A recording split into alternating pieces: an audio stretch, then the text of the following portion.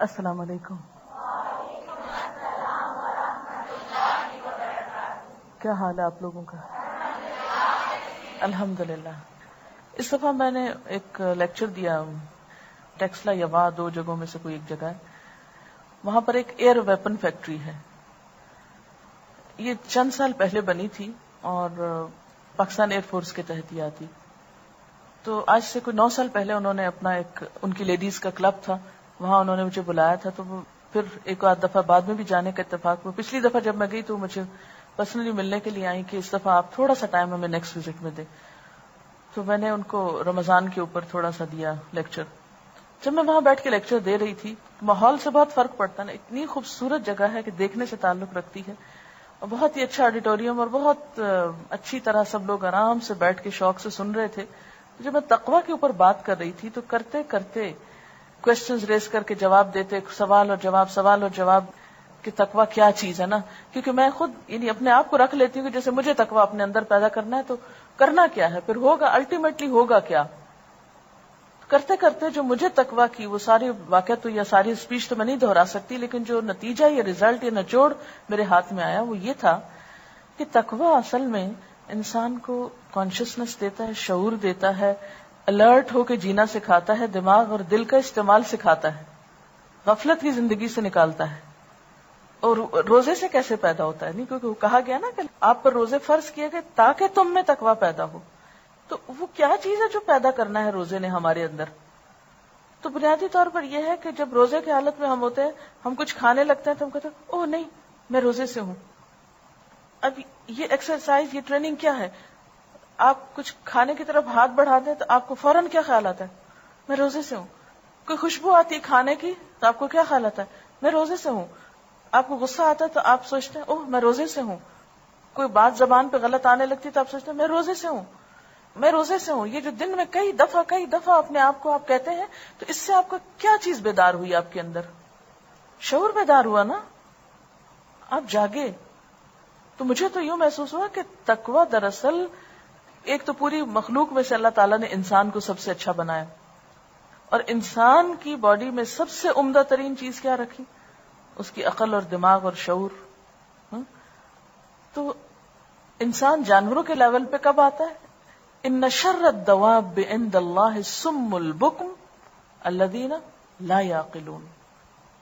اللہ کے نزدیک جانوروں میں بدترین جانور کون ہے؟ وہ بہرے گنگے لوگ ہیں جو عقل استعمال نہیں کرتے، عقل سے کام نہیں لیتے، شعور استعمال نہیں کرتے. ہم اکثر کہتے ہیں نا باشعور لوگ، لیکن ہم اس لفظ پہ غور نہیں کرتے. واٹ از باشعور لوگ؟ باشعور لوگ وہی تو ہیں کہ جو سوچ سمجھ کے بولیں، سوچ سمجھ کے کھائیں، طیب اور حلال کھائیں، صحیح بات کریں، طیب اور حلال کھائیں، چلتے وقت سوچ سمجھ کے چلیں، اندھا دھند نہیں چلیں.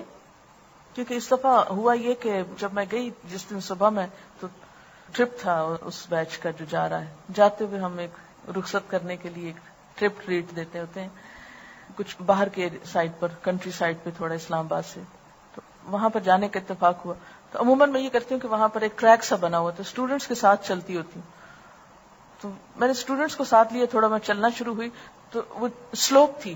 اسلام آباد میں اوپر نیچے بہت ہے، تو سلوپ تھی، نیچے کو جا رہے تھے تو وہ پیچھے سے یوں لگا جیسے دھکے پڑ رہے ہو نا، کیونکہ بہت سارا ہجوم جب چل رہا ہو تو نیچے اترتے وقت ایک دوسرے کو تھوڑا سا پش کر دیتے ہیں نا. تو اس وقت میں سوچ رہی تھی کہ ان اسٹوڈنٹس سے میں ابھی ٹھہر کے بات کروں گی کہ چلتے وقت اپنے آپ کو سنبھالنا، خاص سلوپ ہی کیوں نہ ہو، یہی تو تقویٰ ہے. حضرت عمر رضی اللہ تعالیٰ عنہ کو حضرت ابی بن کعب نے تقویٰ کی تعریف کیا بتائی تھی؟ کانٹوں سے بچ کے چلنا.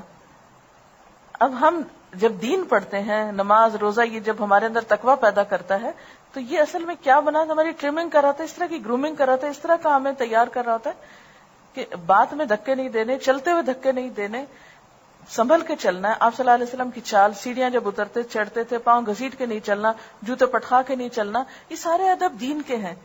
تو یہ انسان کو کس طرح کا انسان بنا رہا ہے یہ تقویٰ؟ ایک باشعور، سینسیبل. ذالک الکتاب لا ریب فیہ ھدی للمتقین. یاد ہوگا آپ کو اس وقت جو تقویٰ کے اوپر بات ہوئی تھی کہ متقی انسان وسیع القلب ہوتا ہے، باشعور ہوتا ہے، شیئر کرنا جانتا ہے، کئی صفات اس میں آئی تھی. تو رمضان بھی جو آ رہا ہے یہ بھی دراصل انسان کے اندر کیا پیدا کرنا چاہتا ہے؟ شعور پیدا کرنا چاہتا ہے. ہمیں باشعور، سمجھدار، با اخلاق اچھا انسان بنانا چاہتا ہے کہ جو چلتے ہوئے بھی سنبھل کے چلے، بات کرتے ہوئے سنبھل کے بات کرے، کھاتے ہوئے سنبھل کے کھائے، کچھ دیتے ہوئے، لیتے ہوئے، رکھتے ہوئے، اٹھاتے ہوئے، چھوٹی چھوٹی چیزوں میں. اب اگر ایک شخص کو دروازہ نہیں کھولنا تو دروازہ کھول کے دڑ پٹخ مارتا ہے تو باشعور انسان نہیں ہے وہ. ایک جانور کے ایکشن میں اور ایک انسان کے ایکشن میں فرق ہونا چاہیے. میں نے ایک جگہ پر دیکھا کہ کچھ بھینسیں کھڑی تھی نا، تو بھینس اگر کھڑی ہے، امیجن کر سکیں آپ، اگر اوریجنل کہیں نظر آئی، یہاں میرے خیال دوری ہوتی ہے کراچی کے اندر والی سائڈ پہ تو آپ نہیں دیکھ پائیں گے، تو آپ نے دیکھا ہوگا کہ وہ بیچاری کھڑی رہتی ہیں نا، کھڑی رہتی ہیں اور آنکھیں بھی کبھی کبھی بند کر لیتی ہیں، اور بالکل ایک بے شعوری کی اور ایک لا علمی کی کیا ہو رہا ہے دنیا میں، اور بھینس کے آگے بین بجانے والا محاورہ. اور وہ تو میں سوچتی ہوں کہ کچھ لوگ اس لیول پہ جیتے ہیں نا، اور جو ہو رہا ہے دنیا میں ہوتا رہے، اور ہمارا ایک ہی کام ہے چارہ کھا لینا اور دودھ دے دینا. اس کو تو اللہ نے اسی لیے بنایا، وہ تو اپنی اس میں بھی اطاعت کر رہی ہے. لیکن اگر ہم بھی بھینس کے لیول پہ جیے صرف کھانے پینے کے لیے اور چند اسی طرح کی بے شعور زندگی بسر کرنے کے لیے، تو ہم نے کیا زندگی بسر کی، کیا پایا؟ تو میں سوچ رہی تھی کہ اگر مسلمان ایک رمضان میں مقصد پالے روزے کا تو یہ ساری قوم سینسیبل ہو، یہ گندگی کے ڈھیر اٹھ جائیں گلیوں بازاروں سے. یہ بڑے بڑے جو ہم نے پولوشن اس کی بھی جو پھیلائی ہوئی ہے نا دیواروں پہ لکھنے کی، اور پچھلے دنوں تو کچھ زیادہ ہی تھی، یہ دیواروں پہ لکھا نہ جائے، یہ ٹریفک کا سب قانون خود ہی ٹھیک ہو جائے. یہ جتنا ادھم اور ہلڑ بازی اور یہ سب بے شعور ہونے کی وجہ سے ہے.